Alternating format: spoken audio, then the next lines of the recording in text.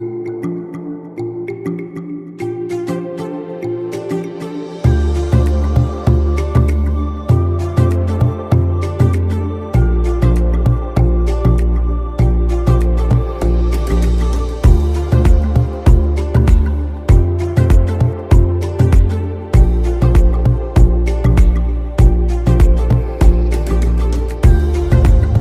ini merupakan alat corrosion detector. Jadi saya akan menjelaskan apa aja part-part yang ada di dalam produk ini. Nah, ini merupakan amplas untuk mengamplas permukaan logam yang berkarat. Lalu ini adalah probe atau sensor untuk meletakkan logam yang akan kita uji. Logamnya kita letakkan di bagian tengah. Lalu ini merupakan tabung-tabung untuk elektroda. Elektroda untuk pengujian elektrokimia menggunakan tabung yang ada di sini. Ini merupakan charger untuk baterai. Lalu ini adalah dummy cell. Ini adalah untuk dalam proses elektrokimia juga, satu paket dengan ini. Nah, untuk ini adalah main produknya.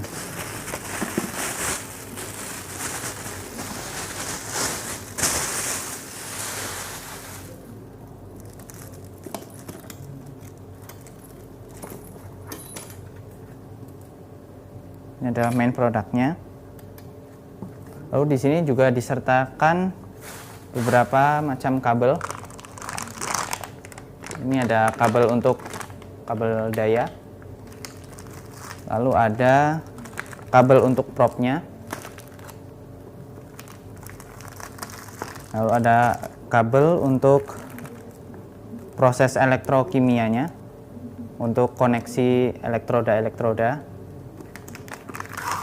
Lalu ada juga kabel untuk koneksi USB, koneksi ke PC. Dan juga ada beberapa tambahan lain seperti sejenis gabus untuk proses elektrokimia.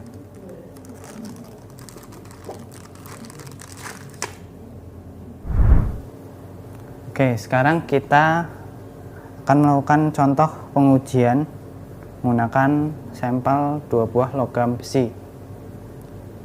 Di sini kita sambungkan dulu alat dengan sumber daya 220 volt.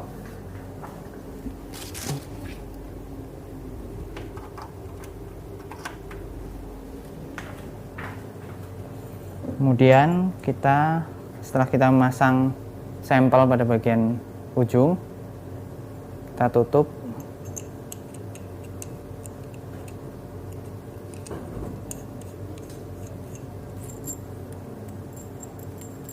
Dan kita pasang bagian konektor probe.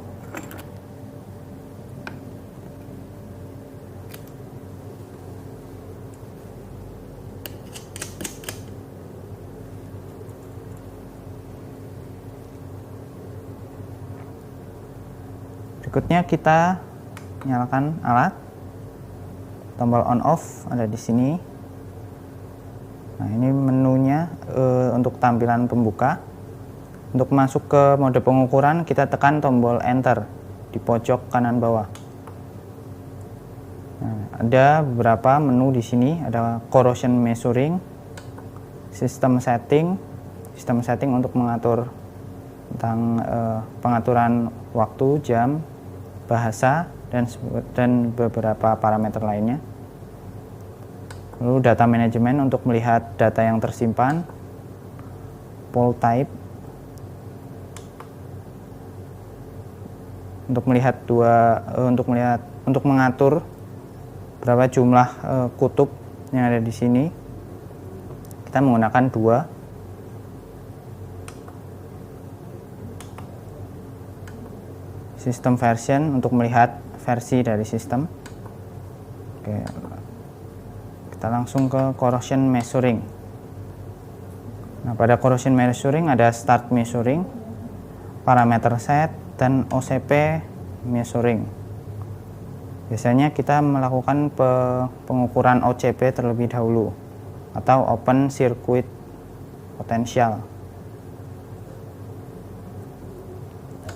Nah, berikutnya kita atur parameter set.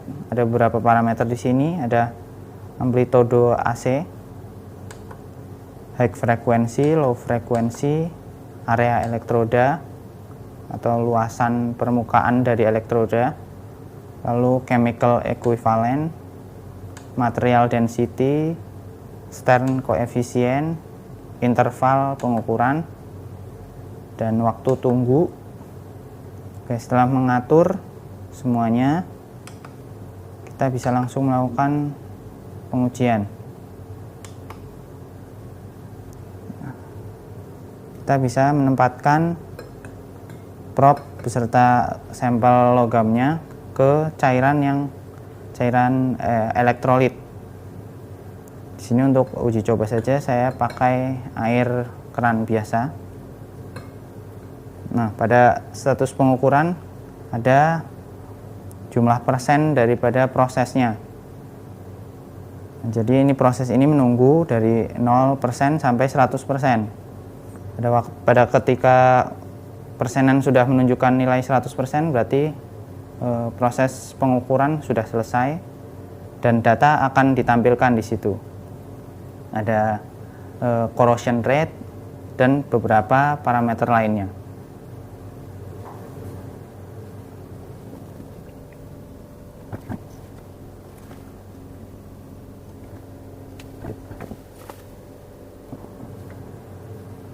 Oke, sudah hampir 100. Nah, ini udah 100%.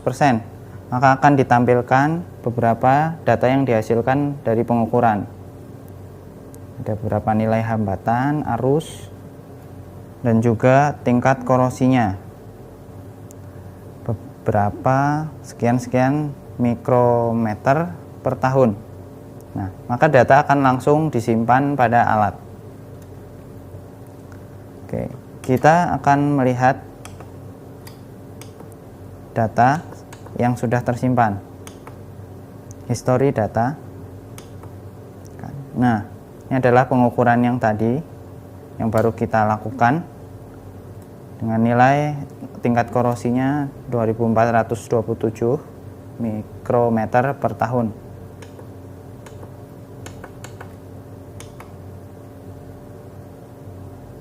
Oke, ini detailnya. Kita tekan enter. Oke.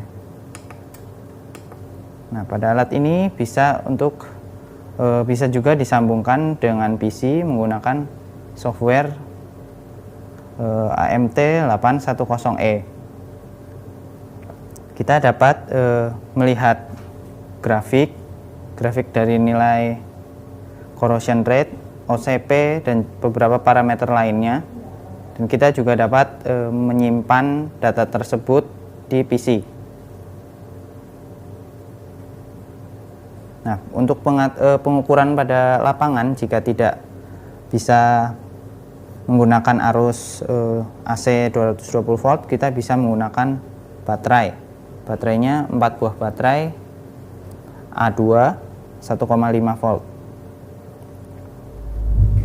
Nah, tadi kita sudah melakukan percobaan menggunakan alat AMT810E, alat untuk mendeteksi tingkat korosi dari logam. Nah, tadi saya memakai logam ini sejenis baja yang memiliki kandungan besi. Nah, kita dapat juga melakukan pengujian pada berbagai jenis logam lainnya. Misalkan seng atau zinc, lalu tembaga, dan logam-logam lainnya. Kita bisa mengukur tingkat korosi dari logam-logam tersebut. Nah, syaratnya kita harus memotong atau melakukan pengaturan untuk logam-logam tersebut seukuran ini, kurang lebih seukuran ini, dan dapat dimasukkan ke ujung dari probe ini, ujung kecil dari probe. Harus bisa dimasukkan situ agar dapat dilakukan pengukuran dengan lebih baik. Nah, tadi kita mencelupkan sampel kita ke sebuah larutan elektrolit. Di sini saya hanya sampel, jadi memakai air keran saja. Yang benar adalah larutan elektrolit tergantung dari logam apa yang ingin kita ukur.